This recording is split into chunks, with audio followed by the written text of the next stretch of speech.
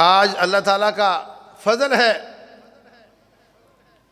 کہ یہ انٹرنیٹ جس کے بہت زیادہ نقصانات ہیں، اس کے ساتھ ساتھ ایک فائدہ ضرور ہے کہ آپ علماء کی آراء کو کمپیئر کر سکتے ہیں، آپ تمام دنیا کے علماء کی رائے کو لے سکتے ہیں، گھر بیٹھے آپ دونوں سب کا تقابل کروا سکتے ہیں کون کیا کہہ رہا ہے۔ اور یہ اسی لیے ممکن ہوا کہ وہ سب علماء اس پلیٹ فارم پر آئے، تو ہم یہاں بیٹھے ان کو سن سکتے ہیں۔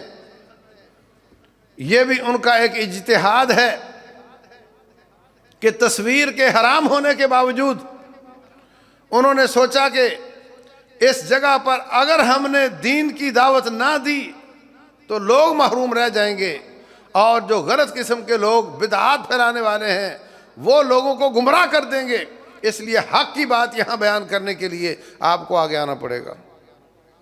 وہ آئے ہیں، ان کی آج باتیں سننے کو مل جاتی ہیں، دیکھنے کو مل جاتی ہیں۔ تو بھائیو، اللہ اس کے رسول کی مخالفت سے بچنا اور جماعت کے ساتھ جڑ جانا اور علماء کے ساتھ جڑ جانا۔ علماء وہ فتنے کو آنے سے پہلے پہچان لیتے ہیں،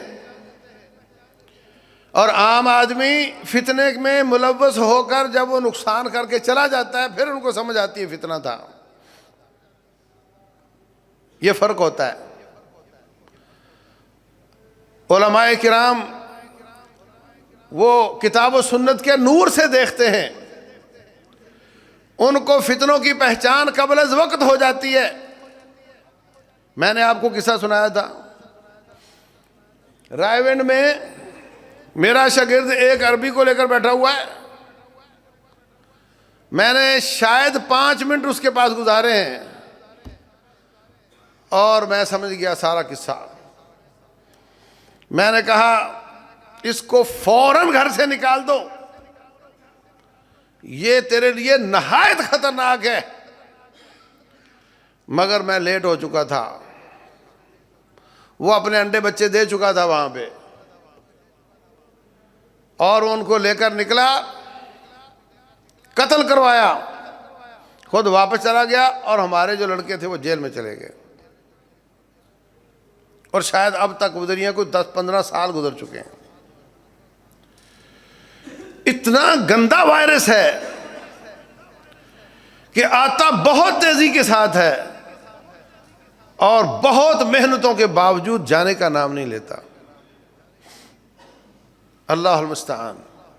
اس لیے فتنوں سے بچنے کے لیے ایک کام اور ضروری ہے کہ بہت زیادہ دعائیں کی جائیں۔ رسول اللہ صلی اللہ علیہ وسلم کو اللہ تعالیٰ سکھا رہے ہیں وَإِذَا أَرَدْتَ بِعِبَادِكَ فِتْنَةً فَاقْبِضْنِي إِلَيْكَ غَيْرَ مَفْتُونٍ۔